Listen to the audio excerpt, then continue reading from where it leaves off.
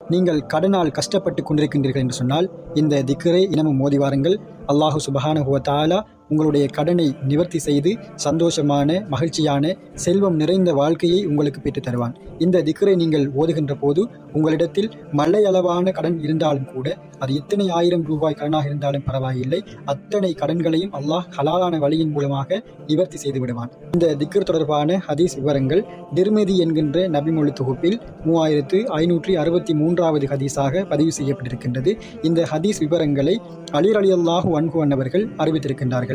அல்லாஹும்ம ஹ்ஃபினி B ஹலாலிக an ஹராமிக வ அக்னினி B ஃபல்லிக அம்மன் சிவாக். யா அல்லாஹ், நீ விலக்கியதை விட்டும் நீ ஆகுமாக்கியதை கொண்டும் எனக்கு போதுமாக்குவாயாக.